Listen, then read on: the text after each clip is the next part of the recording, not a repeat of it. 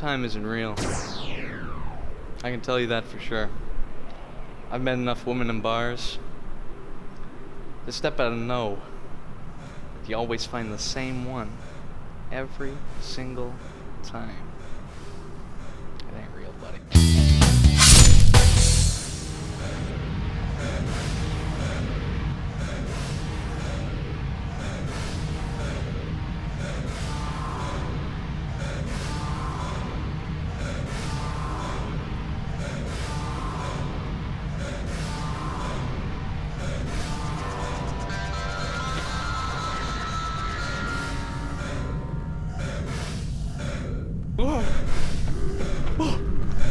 They're gonna get me!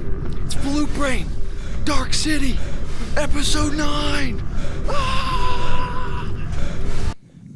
Welcome to Pollute Brain TV. I'm Hank Brainerd. I'm Scott Hamilton. I'm Nathan Black. And today, what are we talking about? We're talking about Dark Skies, guys. Not Dark Skies. That was another movie that came out at fucked it some up point. already. Dark City. Already. You God fucked up what was damn going it. to be a flawless episode. I know. It's a bad start. But Dark City by, what's his name? It's Prozan? I should have this up already. Today's just a day of failure already. No. Alex Proyas, directed by Alex Proyas, released in 1998, 1 year before The Matrix. Now, what is Dark City?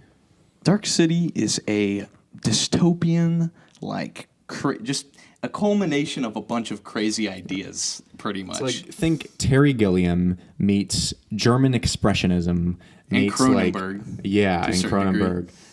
Just in Blade Runner a little bit. Yeah. And then with half the same plot as The Matrix, and you have Dark City, which is... It's a culmination of things that actually works. Like, it's its own unique thing, but it somehow uses all these different, things that it takes from. Mm-hmm. And it's from this beautiful time in the 90s where a certain kind of science fiction movie was being made that does not get made anymore, which is the high budget, high concept, effects filled, wonky, answerless sci-fi, which we don't have anymore. Mind-blowing. I mean, the closest you got to that was Inception, but that didn't have the set design in sci-fi No, it didn't depth. have the aesthetic or anything like that.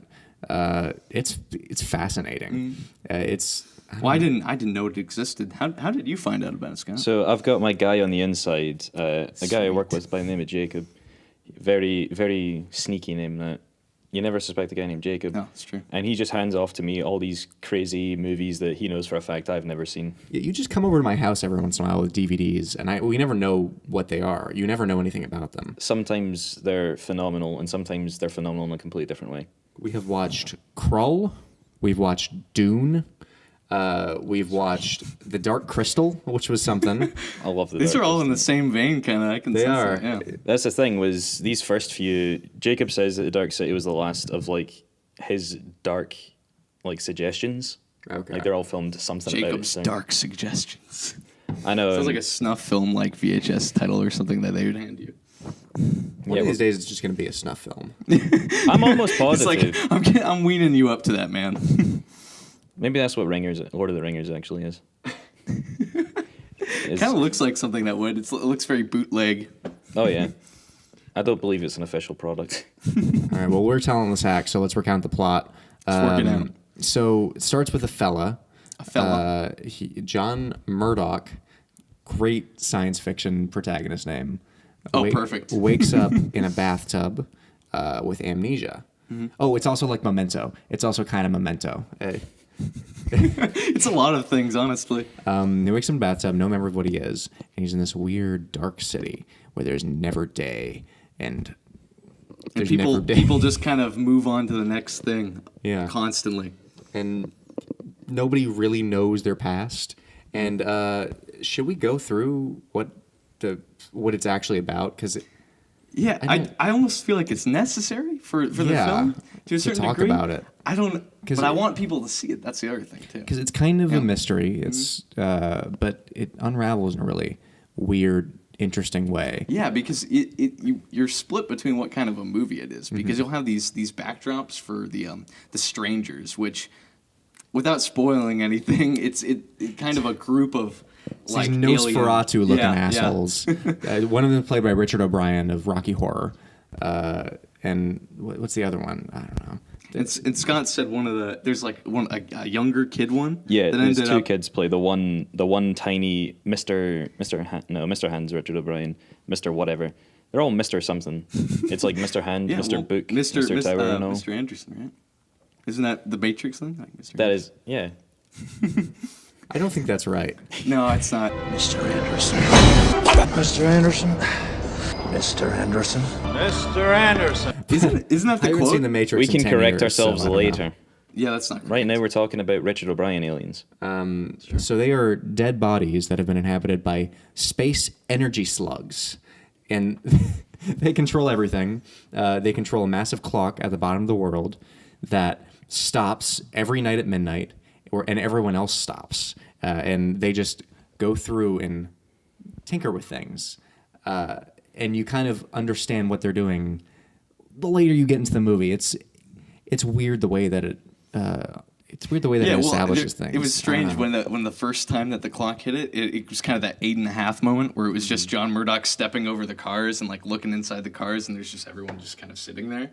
Yeah. And it was really, I don't know, there were so many moments in the film where it was like it just like worked. Like there was something that was intriguing and that kept you wanting to go with it. It's a movie of ideas where it works the best, I think. It's just a lot of great science fiction ideas, which makes it really fun to watch. But it's also filled with cliches, like John Murdoch. So his power is that he does not stop at midnight. And he also has telepathy. He can like throw things with his mind. Called and make doors appear. Really overdone. It's called effects. KEANU. It's called KEANU. How could you forget such an important detail? It's so 90s. But it's the same movie as The Matrix, a year before, and way wilder and way more science fiction. Because I think we talked about this over text, at least. I mean, The Matrix was an action sci-fi. For sure. This is a hard sci-fi with like a few Dragon Ball-esque action scenes. Yeah. Like lasers and it's insane. One of my favorite, I think it was Roger Ebert said it, in regards to like when he's using his powers, there's like these like just distortion waves coming out of his forehead. Yeah. And the quote was just, how else would you expect mind energy to work? How would you expect it to look? It's true. It really is. I don't know. It's fascinating though. It's a fascinating movie. It's it's crazy science fiction ideas, great in production design. You have a lot of the noir elements actually work really well in this. It's shot like a film noir. Even though the private detective is very like white bread kind of noir. He's very mysterious, and he carries around like this antique of which they have a reason for that being in there, but this like antique accordion that he always plays. Yeah, it's very strange. And he's played by William Hurt of all people, and Jennifer Connelly's in it. I don't know. Yeah, it's noirish. That's another thing. Yeah. It's like if you've ever seen like L.A. Confidential or any of the '90s neo noirs. Yet another thing that it's just taking from. It's a weird amalgamation of every kind of movie that was popular in the 90s. When you start watching it, believing it's a noir, because everything, there's not really a hint. Is there a hint really that it's a sci-fi movie from the get-go, like from the beginning introduction? Just kind of him walking around and apparently that was the idea. It was originally going to be a movie about a detective that's trying to solve a case, but then realizes that nothing makes sense. Mm-hmm. I don't know. I think that sounds like a cooler movie than they came up with. It seems like that story's still in the movie, with the detective that like loses his mind. It just and it's like instead of the story being just that, it's like they skipped forward a few. Yeah, they changed the focus of it. Times, whatever your favorite unit is. Yeah, and it lures you in and pulls a rug under your feet, kind of. Yeah. Well, what you guys? So, what I wrestle with is the script. What did you guys? I thought it was a good and terrible script at the same time. I think it needed to be pretty lifeless because that's kind of the world that it's in. But it's also there's so much exposition. There's a few monologues that I would really think about shortening or at least simplifying. So they give you all the information slowly, but then they give you all the rest of the information in a 5-minute boat ride, and it's terrible. And by that point in the movie, you already have you're kind of figuring out what's happening. Then again, we watched the director's cut. What happens in the... Yeah. So in the theatrical cut, the studio encouraged the director to clear up what's about to happen, or clear up what happens before the events of the movie, so that the audiences wouldn't feel lost and not They thought understand what's people happening. would get confused by Dark City. The beginning of a Dragon Ball like anime, when it comes to does a little like intro thing where it's like, this is what happened last time. That's exactly what it is. It's just like, as far as I can tell, it's reading up on it at least. It's a panning shot with Kiefer Sutherland tells you, hey, so the strangers Oh yeah, showed Kiefer up. Sutherland's in it. He's a crazy mad scientist. It's weird. Mad scientist based off a real life person by the seemings of it. A man who's a schizophrenic, most likely. Oh, great. Same name. Fun fact. Okay. These facts are useless, but you've got them Yeah, a now. lot of fun facts. Yeah, so Kiefer Sutherland just straight up tells you aliens came and they're dying and they need the power of the human soul to not die. And then now the movie Did not die. starts, God damn it. which is funny seeing them put that in because it's not hard to put together. Like if you've not put it together by the boat ride, I can't imagine like if there's like a test group that like the boat ride's in both versions of the movie. How can you not be like sure of what's happening after that? Yeah, everything's been Yeah. very well Well, explained. I by think them. from now we can go into spoilers, but Yeah. one of the things that the spoilers, guys. So Spoiler the alert. concept of the movie is that they live in this floating city in space because Earth was destroyed, and these aliens are basically using the humans as an experiment. And so there's never daytime because they never let it get to that point. They just stop everything, they stop everyone, and reset them. They implant them with whatever memories they want to test out whatever hypothesis they have about humans, to just try and understand the human soul, which is great. Well, yeah, and I actually liked how they foreshadowed that because it starts with like there's a spiral. It's like throughout the movie, and you see it in like a Keith Sutherland's like little rat maze he has. It's like circular and there's a rat going around. So it's pretty like on the nose, but like it works pretty well. Like Editor, throw the rat maze scene on. yeah, It's terrible, isn't it? That being said, I do love it's the kind of movie where there's a lot of like imagery and things you can read into. Yeah, I mean, they do a lot of things visually. They try. Like not just visually, but like things like naming not conventions, but like how they name certain characters, like Schreiber being based off like the schizophrenic guy. Once again, these things are useless in terms of filmmaking, but hey, I find them fun, so you won't, but I'm telling you anyway.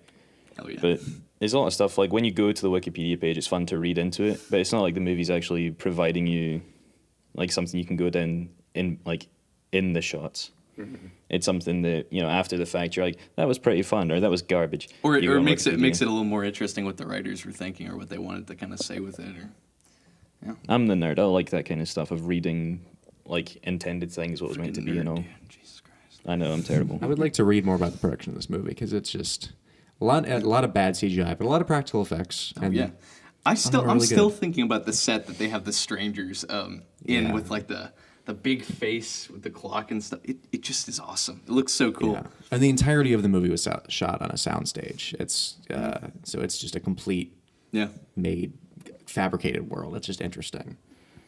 And by the end of the movie, there's kind of the plot line where they're trying to figure out their like childhood memories kind of again, and they keep remembering this beach, Shell Beach, and they end up breaking through the wall, and there's like a boardwalk out there, and they see like the ocean finally, and I just thought it would be funny if Jim Carrey was out there, and it was like the Truman Show. He's like, damn guys, you guys got it worse than me over there. That's another movie. It's like the Truman it Show. is a lot like the Truman God Show.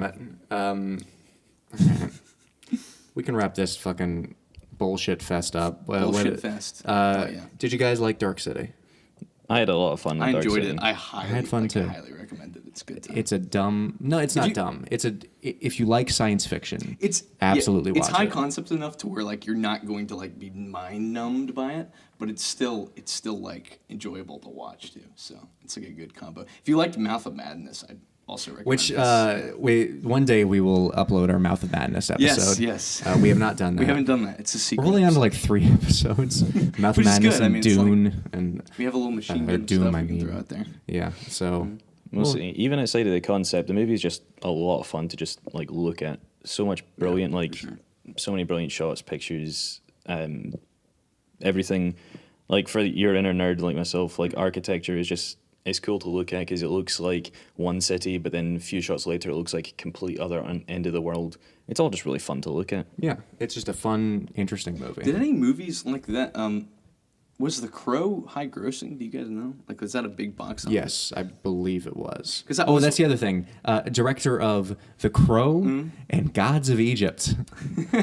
Classic Gods of Egypt. I will say, do you guys last trivia? I promise. Do you guys know what Dark City made at the box office?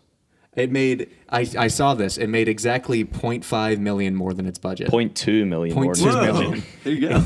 It made barely made $200,000. They walked around the office handing people pocket change probably after that. Everyone gets $50. Jesus Well, at least we Christ. aren't broke. All right, so we'll wrap this up. We'll say, as with last week, join our Discord, and I'm going to put a call out to our fans, to our one fan, whoever might be watching. We're looking for movies to talk about. Please, we don't have that many. What we want are really... Give us something obscure. Give us something we have never heard about, and we would love to watch it and talk about it. Just send it to us, send us a trailer, anything you can. Check out our Discord. We'll put the link in the description. Check us out on SoundCloud and Spotify for the audio version. And follow us on Instagram. How's that? And take a look at my asshole. Maybe another time. Yeah, maybe another time. This elevator's just going to fall with us in it. Yeah, we're just going to...